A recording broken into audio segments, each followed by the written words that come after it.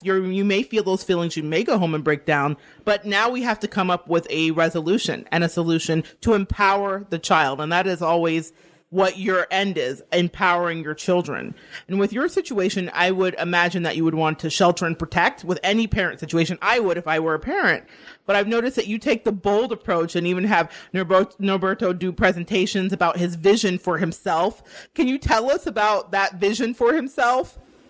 Yeah, I was very fortunate of being selected, and I'm currently doing Partners in Policymaking, and they give you a lot of strategies. Among those, they taught us how to do a life trajectory, and I did it with my son. He did his own vision of what a good life is, and when we go and we present, he explains to people, this is my vision of a good life, and he goes through everything he wants to do.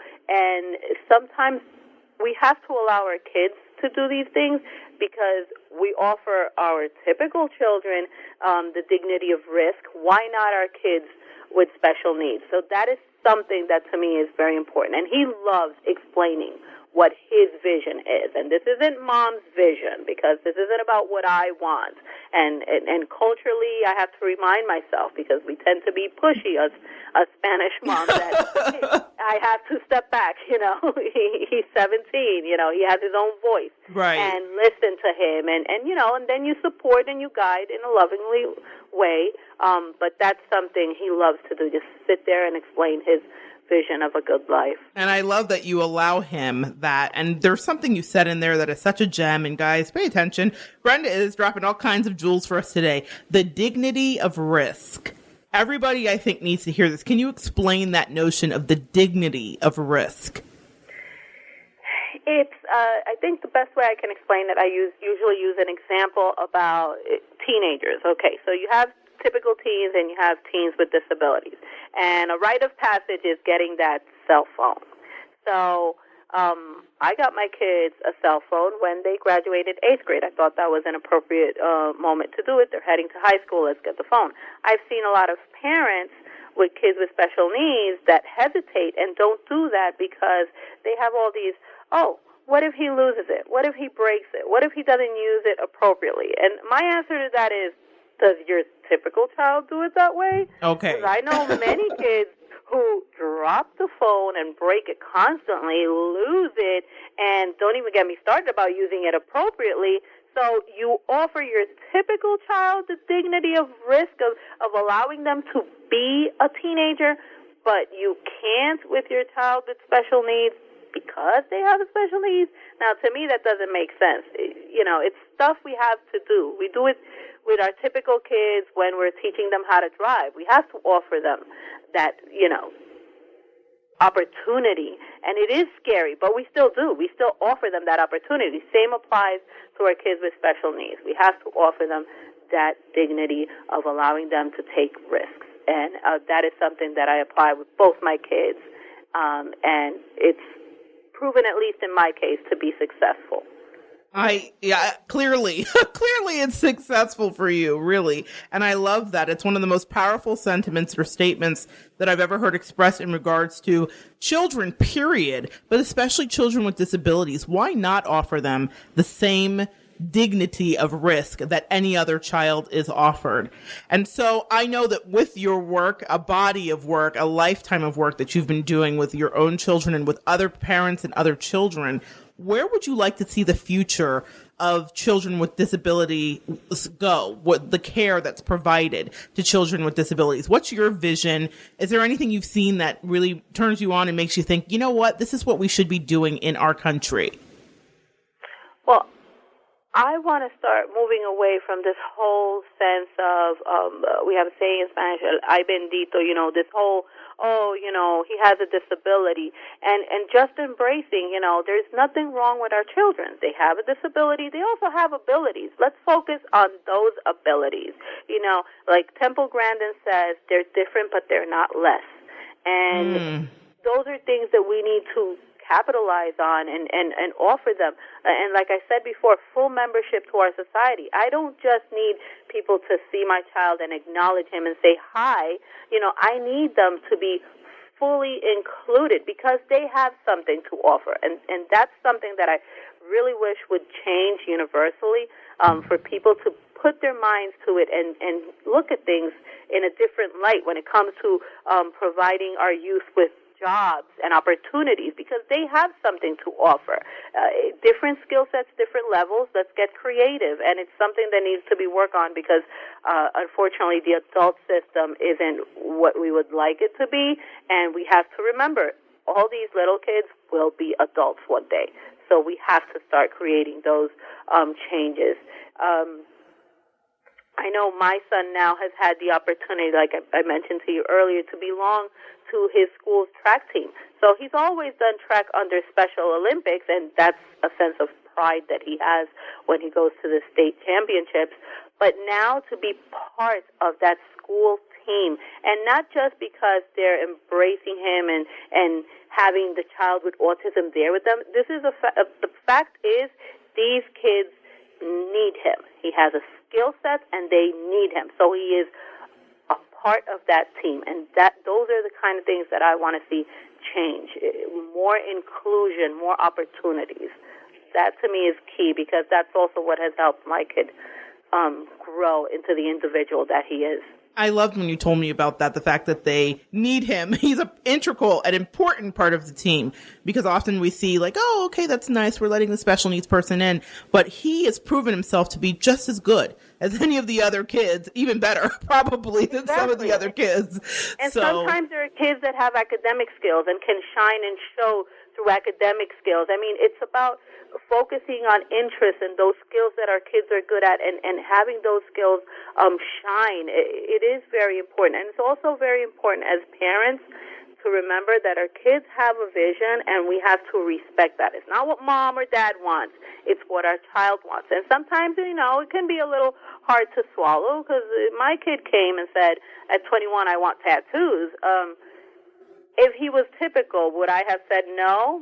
Who knows, maybe as a Spanish mom. But the reality is, I have to respect what he's saying to me. So I was like, okay, when you're 21, it's something we can discuss, and if you're ready for it, I'm not going to pay for it, obviously. You're going to pay for it. But it's in his vision. So why am I going to knock that down? We have to respect their vision, and that's another thing that I want people to start realizing, that they have a vision, and we need to respect that. They have their own goals, their own life. I think your sons are incredibly lucky, fortunate to have you as a mother, because you're a fantastic mother. Not just a fantastic mother of people with special needs, period. You're a fantastic mother, Spanish or not. You're just good. And they're so lucky, and I hope that everyone listening has learned something today, whether this is your situation or not. Brenda leans forward into her life. She is bold, and she finds solutions. And I think that's a way to live your life. We can't just cower down and cry. We have our moments when we do that, but it can't be our life, especially when you have two people looking at you for direction and inspiration. And that's what you've given not just my listeners today, but your children, which is the most important thing here, Brenda. I want to thank you so much for taking the time to come out of your very busy schedule. As we now know, you do 27, 50, 11 things. So I'm so grateful that you took the time. If any of our listeners would like to get in contact with you or ask questions or find out about a Facebook group that they could join for their own situation, how can they get in contact with you? Okay. Well, we have our website. It's www.spanNJ.org. That is the website whose Parent Training Information Center. And in there you can find Parent to Parent. There are links to our Facebook groups. We have a couple of them. We have Parent to Parent NJ, and then we have one in Spanish, Padre a Padre, New Jersey. We share their resources regarding New Jersey, but if anybody would like, to start something similar, we're always welcome to help them out. Also, my email is B as in boy, Figueroa, FIGUEROA, @SpanNJ.org. Fantastic, guys. And I'll just repeat that email. It's B as in boy, Figueroa, spelled FIGUEROA @SPAN. That's SPANNJ.org. So if you guys would like to get in contact with Brenda and tap her brain, her amazing brain for any ideas or tips on how to deal with the situation, or if you know a friend that might need to contact her, that would be one of the best ways. So Brenda, thank you so much for coming on Evolve today and sharing some energy and some incredible advice. Thank you so much. I appreciate it. And thank you for having me. I love this opportunity. You've been wonderful. All right, guys. That is Brenda. So bye. Have a great day. Bye. Take care. Bye. All right. Fantastic, guys. So if you stuck with us for that whole thing, what an inspiring woman. Forget about fantastic. What a truly inspirational person. When we are faced with hardships, it's very easy for us to be distracted, to be disappointed, to be depressed. All of the D words can happen when we are faced with something that doesn't feel like it's quote unquote fair or right, or why did this happen to me? But in those moments, I have found we are always being challenged to press forward and grow and to be bold like Brenda. B is for bold, B is for Brenda. She has really figured it out. And I know that she would probably say, I haven't figured it all out. Everything's not perfect. But here's the truth. She persists. And I respect that. I respect the hustle. And she's a hustler. She really has gone forward to create an environment and a society where there wasn't one. And that's what we do as powerful manifestors. Even in this situation, yeah, you're manifesting. She manifested resources. She manifested a job. She manifested a part-time job that led to a full-time job that led to about 11 jobs as I described and as she talked about. And now she's able to reach out from her spot in New Jersey. We all have a platform, and she's able to touch lives all over the world, not just her town, not just her state. She just spoke about being at a conference in Arizona where she was able to put a mother who thought she was by herself, totally isolated, in contact with a Facebook group of 7 other people. And now her world has just expanded. And that is what I have been meaning all these weeks we've been talking on Evolve about, knowing that you have a purpose and a dream. You have something that you're supposed to be doing. And everyone's isn't glamorous like some of our favorite celebrities, that's our purpose and dream. But nevertheless, what Brenda did is no less important. Maybe it's even more important than what some of our favorite celebrities are doing. Clearly, she made the world expand for a person by just saying, oh, hey, there's this resource. And in that way, we all have something to offer. So I ask you this week, what are you offering?